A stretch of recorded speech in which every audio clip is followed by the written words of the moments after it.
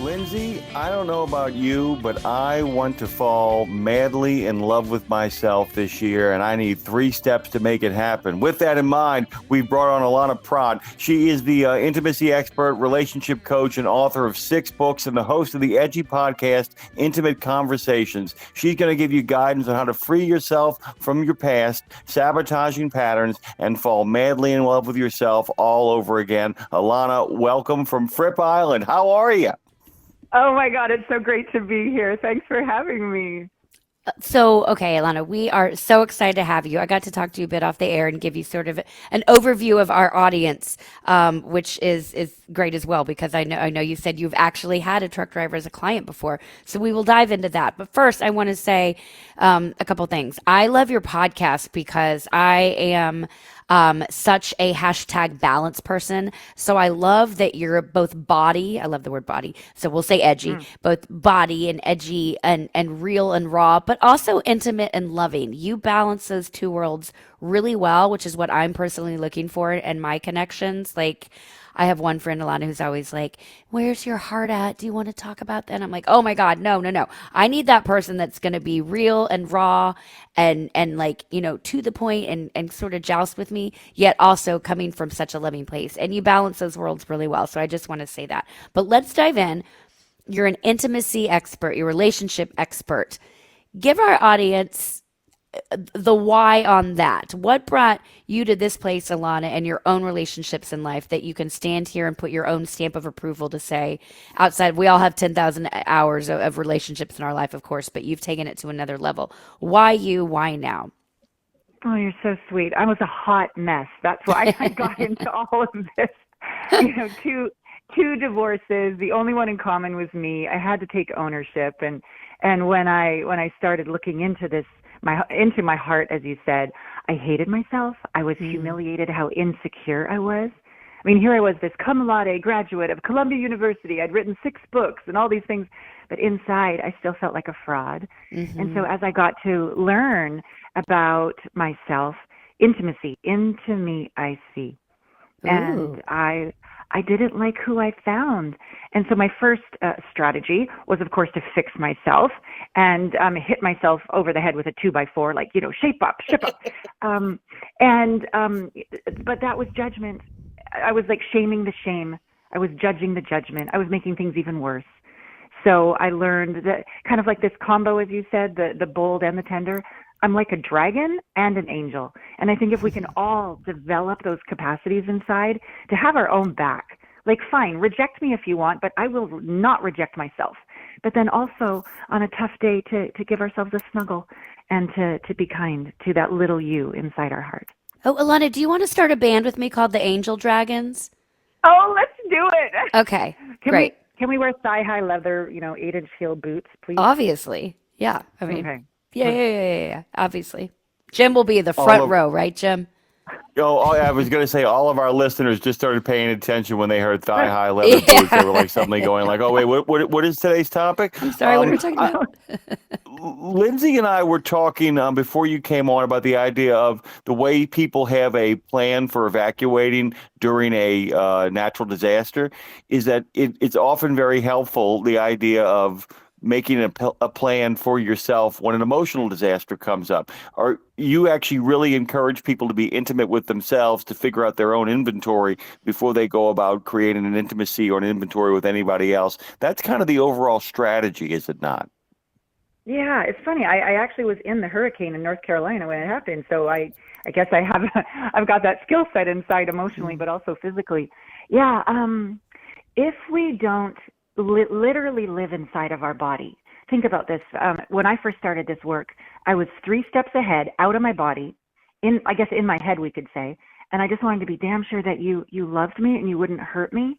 And I was so strategic, and I was a people pleaser, and I did anything so that you wouldn't be mean to me. But I didn't have any relationship on the inside of my body. I was outside, 3 steps ahead all the time. But if we come inside, there is a little one inside that needs us to say, "Hey, I see you. I believe in you. I don't care if you mess that up 10 times. We're going to get up 11 times." And look yourself in the mirror, as dorky as it seems in the morning, and kind of wink, kind of flirt, this internal relationship. And the main thing is Can you stay in your body and feel a feeling? A lot of us, when the shame comes up, the fear comes up, the anger comes up, we abort mission, we leave. But if we can sit in the fire and burn, that's that dragon energy, burn with the emotion, this crazy thing happens. It's like alchemy, from lead into gold, from like coal into a diamond. There's this strength that literally is birthed on the inside if you can sit with your feelings. And then the next time somebody says something mean, it doesn't trigger you quite so much. You can even be a little snarky and have a little joke. And that feels like confidence, and it's sexy. It's very attractive. You're sexy and very attractive. We're talking with Allana Pratt right now, and we're so grateful that we are. You can go to Allana Pratt, that's ALLANAPRATT.com, and find out more. Go get all her works, her books, learn how to work with her, listen to her podcast, follow her on social media. Allana, I've been like really sitting lately with I don't want to say inner child work because that's on a therapy level. I'm not necessarily going there, but I have a 6-year old Mm, daughter, and I'm mm, wildly aware of how every single thing I do affects her. And so I bring that up yeah. because I think, you're talking about the little person inside of you, and making sure we love that person and they feel seen. I think it's Mm, important for people to realize whether you grew up amongst chaos and tragedy or you grew up in what was seemingly a picture perfect upbringing, whatever it is, mm, no matter what. I don't remember a lot of necessarily tragedy growing up. So for a long time I thought, oh, everything was fine, but it didn't mean that things my parents or people around me or friends said didn't affect me and shape who I was and hurt me and mm. make me put up walls. And so the more I dive into that, Alana, the more I realize, oh, there was some stuff going on that did put me in a state of chaos. So I bring that up because I'd love to get your take on just like, do you go back and think about memories, like sit with what was happening when I was 6, 7, 8, 9, 10, whatever it is that has made me be the 46-year-old version of me today? How do you kind of balance that going back and listening to her or him and being like, what did you not get then that I can help you get now? Totally, you're spot on. We always marry our mother or father, and it's and Ugh. it's not just because they're familiar, which it is. So we want to marry the best qualities of our mom and dad or our caregivers. But anything incomplete, mommy, did you see me? Daddy, why did you not come home? You work so much. You abandoned me. Like whatever was in this incomplete loop as a kid, we literally find that same frequency, that same dynamic, that same pattern in a partner subconsciously with the attempt to complete that loop. And so the beautiful thing is when your partner, who in the beginning was all the honeymoon phase was great, when they really start to piss you off, don't get upset. This is the opportunity to complete that loop. And instead of blame them for your issues, go, hey, this is triggering me like when I was a kid and I never got seen. I never got told I was okay. I only got attention when I was doing something wrong versus just praised for just existing. Could you just breathe with me right now, or could you just be with me? And then all of Mm. a sudden your partner becomes your healer. We don't want them to become your mother or father. We want them to still stay as your lover. And when we take ownership for our own stuff, that relationship can actually heal. And you're brilliant to say about your children being that mirror. Whatever drives you bonkers about your child is also your own unhealed wound within yourself. So then your children can be your mirror. And so take a beat, take a breath, heal yourself, and notice how that behavior in your child isn't going to annoy you quite as much anymore. You'll appreciate this. And a lot of the other day I was in the car with my little girl, and I was freaking out about something. Who even knows what it was? And I heard her from the back Mm. seat just go, Take a "Mom, breath, Mom. take." She literally did. She goes, "Take it easy, relax, Oh. take a breath." And I was like, "Okay, well, I guess my job here is done, but also my own job isn't done. My job is beautiful for you." But I love that. I just want because we say the trigger. My husband said a couple weeks ago we were sitting on the couch, and what happened was vulnerable, but I said something. He goes, that's the trigger for me. And I laughed because I thought he was Mm. joking because he just didn't want to do something that I was asking. And then I saw he was not laughing back. And I went, oh, wait, this is a time to really take a step forward. I was like, walk me through what that means. And he's like, when you say that, it bothers me because my father said yada, yada. And I was like, Oh, brilliant. Oh, you married a wow. good I one. know it was a big moment, but if I wouldn't have been listening or present or given him that moment, we could easily, especially with men, right? We could easily just walk all over that, and because men, it's so hard for men to sometimes to be vulnerable. So Oh, in those yeah. moments when they are, and Jim, I know you'll agree with this because Jim is very vulnerable. It's like, oh, he said something. This is a window. Let's stop and shift and focus on this quickly, right? This is really, really good. And for women, any women listening, please say less. Men will say so much more. Just make some sounds so you're engaged, but just shut up. And there's so much that they would like to say, but we often talk over them, and they're often not. It's not often safe to have an emotion and not be emasculated in this world as a man. So if you can be that safe place for him to be seen and loved and not judged, oh my goodness, talk about igniting devotion. And then good for you for catching it so quickly, Lindsay, and leaning in with curiosity, not judgment. And I teach my clients these things called dyads. And basically it's just ask a question, the other answers, but the question asker, all they get to say is, thank you. And then you switch. So it could be something like, tell me something you're afraid to tell me. And then they tell you, and all you get to say is, thank you. And so it creates such safety and vulnerability and transparency when you can ask, you can even say sexy questions like, hey, tell me something you like about oral sex. And like whatever you want to say, and the other person just says thank you. So it's so safe to be real. By the way, since we're talking about male emotion here and avoidance is one of the keys of having being a man in this world, why don't I take this moment to say, along with managing emotions, we can manage your fuel spending. They've been doing it since 1978. The multi-service fuel card. They've been actually helping over-the-road trucking companies, providing quality customer service, giving generous lines of credit, and a nationwide network of fuel-saving truck stop locations. You can find them at neverrollalone.com, which, by the way, ironically, actually ends up pulling us back into the conversation because the moment you actually develop a relationship with yourself, Allana, it seems to me that you're no longer alone. I mean, and I'm being funny to get through that segue there, but there's a truth to the matter here that self intimacy allows you to be alone but not lonely, which is part of the Yeah. thing too that kind of plays through this. And part of the issue with being, with dealing with emotions as a man is that you often feel like if you do share them, if you do come out and be vulnerable, you will lessen in the eyes of the people that you've been told you're supposed to protect, whether that's Yeah. children or the women in your life and all the kind of incrustation of this modern world that's been kind of put on top of that. So is there a different approach for men than there would be Mm. for women in the kind of techniques and the kind of approaches that you talk about? Yes and no.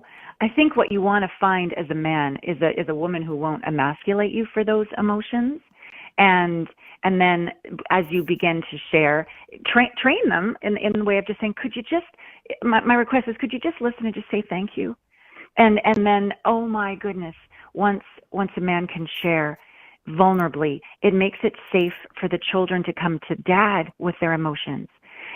I had a couple that I worked with, and he lost his crap at home. He just fell down and he started crying. And at first the son was like, oh my God, what's dad doing? And then a week later, guess what happened? The son came to the dad and started crying and said, this is going on at school. So even though in the moment it might have been uncomfortable, he created a safe space for the deepest bond with his son that he's ever had in his life. So risk, be the example of it's okay to cry, and in fact it's bravery and courage to open your heart. And in my opinion, it's actually cowardly just to close it and be bitter when we have a chance to open. And the second thing I'd say, there's this crazy thing that happens when you open to yourself on the inside, open to that little you and feel your feelings. I believe God's in there, the divine source, higher power, whatever word you like to use. But when you surrender to yourself, there's something in there that's holding you, a higher self. It's so interesting you brought that up because I kept thinking about my own father's vulnerability. And he's an incredibly vulnerable man in the sense that he wears his faith on his sleeve. He's an Mm. attorney, but what he does now in his retirement, along with kind of overseeing judges, is that he teaches religious classes once a week.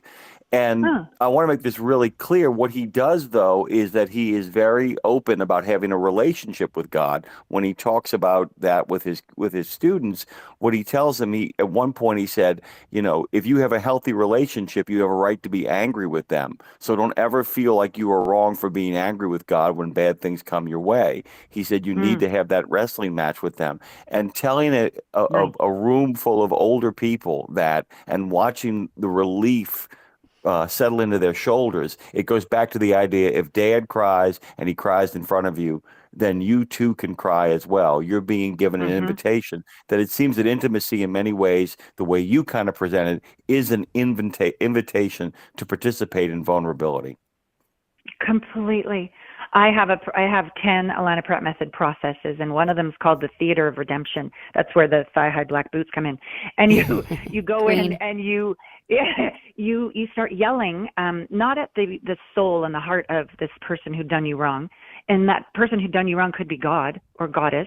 You say, "How dare you!" and you just get it out of your system. And then I make it quite theatrical, and you can have a bunch of weapons that you can threaten them with. But once you get it out of your system, you turn around and you sit in a throne, and this beautiful light comes out from the theater, and it's in front of you, and it's the soul contract. And this is a different point of view of why you created that betrayal, that abuse, that situation for your own growth. And you bring that light into your heart. And then you start to say to that very same person that you said, "How dare you?" You start to say, "Thank you." And here's the word forgive in the sentence. "Thank you for giving me that experience of betrayal, abuse, all the rest of it, because I learned, I discovered, I evolved, I've developed, I now know, I've let go, I've stepped into." You see that very same situation as something that empowers you. Whew. And then you're free. Then you're free. Boom. We're talking with Allana Pratt. You can go to Allana, ALLANAPRATT.com and find out more. Allana, I would love to talk to you about creating spaces, whether that be safe spaces or inspiring spaces, because we off air, you talked about where you live. You live in a beautiful place and you have beautiful setting and scenery on kind of the island and area you live at. And I'd love to know your reasoning and your why for how you ended up there and how it's kind of changed your daily life, because I would venture a guess that you start off your mornings with a lot of peace, which sets you up for success, or as much success as possible. We never know what the day is going to throw at us, but if Right. we especially, a lot of truck drivers, they'll get up, they'll just, wake up quickly, hop in the cab and go, or wake up in the back of their Mm. cab and go without giving themselves time to really like take a breath and look around them wherever they're parked, even if it's at a truck stop, maybe take a minute to go take a walk. But uh, that to me feels like something important to creating that relationship with yourself. It's by creating ritual and time and space for yourself in the morning. And you've done that with, I assume, with where you live. So can you talk about why our surroundings are really important for us? And I don't mean you have to live on an island to achieve this. You know what I'm saying, though. Yeah, yeah. No, there's an inner paradise for sure. So Yeah. see the concept of like deeper roots, higher shoots. And so back when I was, I'm going to call it hypervigilant, 3 steps ahead, spinning in my head all the time, not in my heart, not home in my body, I couldn't create a home on the planet. I used to live in big centers. I used to live in Tokyo. I used to live in New York City. I used to live in LA, where the spinning and the traffic was the same speed as the thoughts in my mind. And Mm. as I started to come more into my body and heal the places where I was afraid or hadn't forgiven myself or hadn't forgiven another, and I excavated more space inside my body, literally I could be with more, I could bring in more light from God. I could awaken more inspiration from myself. And no longer were those cities that were going a million miles an hour. It was almost like, affronting to my body. It made my whole body scrunch up, like my face scrunch up and my vagina kegels scrunch up and my stomach scrunch up and my heart close. And I'm like, oh, this is my environment. I now need my outer environment to reflect my inner environment. And then I started getting attracted to quieter centers and back to nature. And now I live on an island and I walk the beach. And so you want your outer world to reflect your inner world. But I've also, when I first left Canada, I left on Uncle Phil's 18-wheeler semi. That's how I left. And I arrived in LA to be a dancer. So I've slept in the back of a cab before. And again, it's a sanctuary if you make it one. So what is the first thing you look at? What is the first thing you think? What is the first thing you read? What is the first thing you drink? Think of it like a temple. Your body's a temple, your truck is a temple, wherever you live is a temple, and you want it to reflect back that you matter, that you're meant to be here, that you belong, and that you believe in yourself, and a higher power sees you and has your back, and you've got your own back. And so it can just be a little stone that you hold on to as you walk someplace in the morning, and it's just a reminder to stay connected, to feel your feet against the earth, and to even just putting your heart, even just waking up in the morning and putting your hand on your heart and going, "Hi, heart, how you doing today?" And actually listen. And if your Hey, heart girl. says, "Well, I'd really like a hug," then give yourself a hug. Let me kind of follow that up by asking, as somebody who loves cities, I mean, I love being in a city, and I never feel happier than when I'm walking down a city street. Um, Yeah. is there a way of finding quiet? I mean, because I think I have, of finding the hum of the city, the white noise, the hustle and bustle. I mean, if actually I can use a sleep app of City at Night to get to sleep. I don't mean Wow. Jim Morrison City at Night, although that's a really groovy thing. But I mean, that's my question. I mean, is part of figuring out who we are in regards to intimacy, finding out the frequency of which we actually find that place? Because some people go crazy in a starlit sky with nothing but nature and their wits to kind of figure out their way around. Again, when I cross the Brooklyn Bridge on my way into the city in New York, I get so excited. I could walk for blocks and blocks. So I understand what you're saying. And I would say it's all about the energy. If you are closed on the inside and insecure and doubting yourself and berating yourself with, "Why did you do that again?" You're a vortex for negativity, and all of the intensity of the city is gonna come in upon you. However, if from the inside out you're like the sunshine, like your third chakra, that's your solar plexus, it's a yellow color. If you just shine love and light from the inside out as you're walking through town, you're a contribution everywhere you go. And I think you vibe on a different level, so you're in the city but not of it. And you can really enjoy all of that hum and even the thrum of that intensity. But again, I would check in. Is it a disconnecting where you just need it to be that busy because you can't be with your own emotions on the inside? I remember going camping once with my son, way in Canada, a place where there wasn't even roads. We had to take a boat to the cabin. It was so remote. And the first night he was sobbing. He goes, "Mom, I can feel all my feelings here. I can hear all my thoughts here." And by the second night, he slept like a dream. But the first night he cried because he just needed to unload. Oh my gosh, that's so beautiful. And Alana, such a joy to have you. I want to say I love that you started out by saying you were a train wreck and you were the Hot Mess Express, because I have been on that train. I have driven that train. I've driven that train into the side of the mountain and started all over again. So I feel Oh, you.